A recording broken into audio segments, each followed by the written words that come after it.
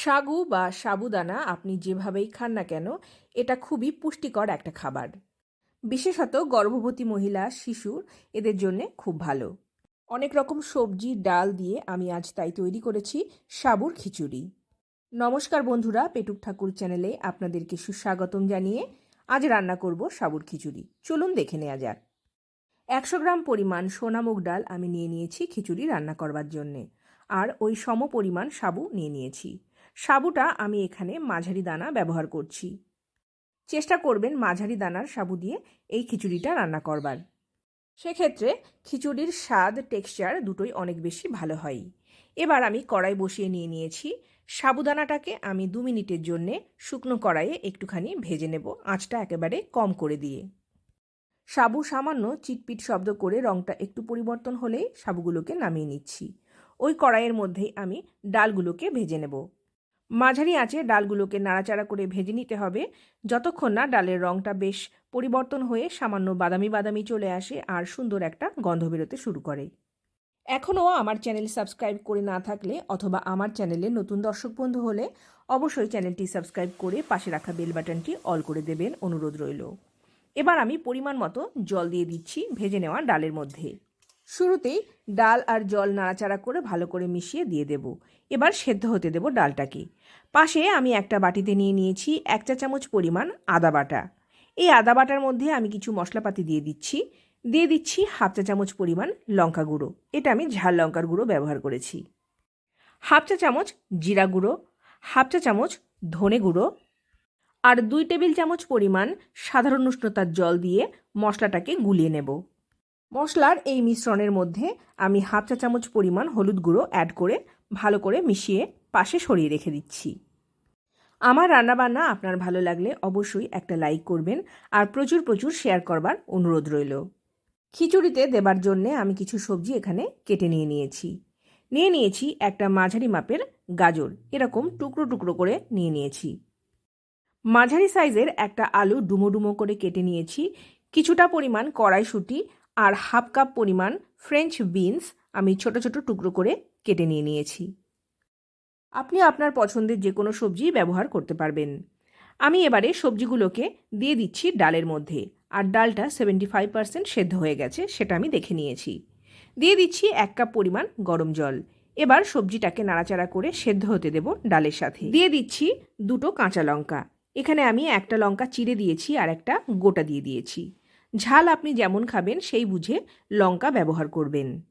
আঁচটাকে মাঝারি করে একটা ঢাকনা দিয়ে চাপা দিয়ে সেদ্ধ হতে দেব ডাল আর সবজিগুলোকে। ডাল, সবজি এগুলোকে আপনি প্রেসার কুকারেও সেদ্ধ করে নিতে পারেন। মাঝারি আঁচে 2টো সিটি দিয়ে নিলেই ডাল, সবজি সমস্ত কিছু সেদ্ধ হয়ে যাবে। আমি দেখে নিচ্ছি সবজিগুলো সব সেদ্ধ হলো কিনা। দিয়ে দিচ্ছি স্বাদ মতো লবণ। আমি এখানে 1.5 চা চামচ পরিমাণ লবণ ব্যবহার করছি। আপনি টেস্ট করে নিয়ে তারপর স্বাদ বুঝে লবণটা ব্যবহার করবেন। ঢাকা দিয়ে আমি আরও একটু সেদ্ধ হতে দেব। সবজিটা সামান্য একটুখানি সেদ্ধ হওয়া বাকি আছে। দেখে নিচ্ছি সবজিগুলো সব পুরোপুরি সেদ্ধ হয়ে গেছে কিনা। সব কিছু সেদ্ধ হয়ে গেছে। আমি এবারে সবজি আর ডালগুলোকে ট্রান্সফার করে নেব অন্য একটা পাত্রে। আর ডালগুলো সব সেদ্ধ হয়ে গেছে কিন্তু পুরোপুরি গলে যায়নি, এইভাবে সেদ্ধ করে নিতে হবে। রান্নাবান্নাতে ব্যবহৃত সমস্ত উপকরণের লিস্ট আমি ডেসক্রিপশন বক্সে খুব সুন্দর করে লিখে দিয়ে দিই।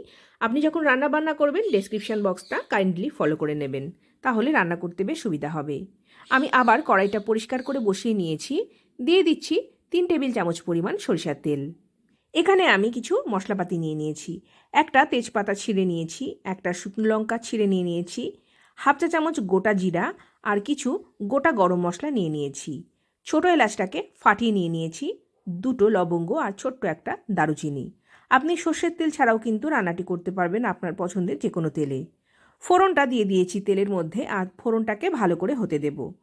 ফোড়ন হয়ে গেলে দিয়ে দিচ্ছি একটা মাঝারি সাইজের পাকা টমেটো।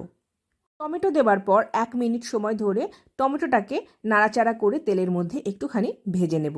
তারপর অ্যাড করে দিচ্ছি মশলার যে পেস্ট আমি বানিয়ে রেখেছিলাম সেটা। মশলার বাটি ধোয়া কিছুটা পরিমাণ জল আমি দিয়ে দিচ্ছি। মাঝারি আঁচে মশলাটাকে কষিয়ে নিতে হবে। এই খিচুড়িটা বাচ্চাদের জন্য যদি তৈরি করেন সেক্ষেত্রে তেল মশলার পরিমাণটা বেশ খানিকটা কম পরিমাণ ব্যবহার করলেই কিন্তু ওদের খেতে খুব ভালো লাগবে।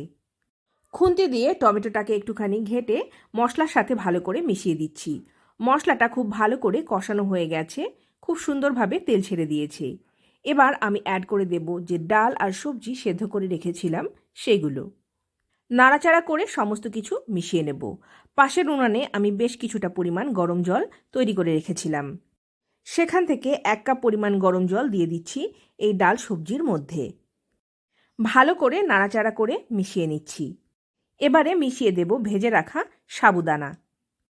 সাবুদানা দেবার পর গ্যাসের আঁচ একেবারে কম করে দিয়ে সাবুদানাগুলোকে সেদ্ধ করতে হবে।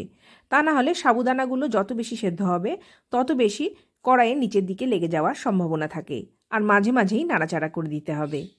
যে পরিমাণ সাবুর খিচুড়ি আমি এখানে রান্না করেছি 2 থেকে 3 জনের জন্য তা যথেষ্ট পরিমাণ। একটা লাল রঙের কাঁচা লঙ্কা আমি এখানে দিয়ে দিচ্ছি যাতে গার্নিশ করবার সময় দেখতে ভালো লাগে।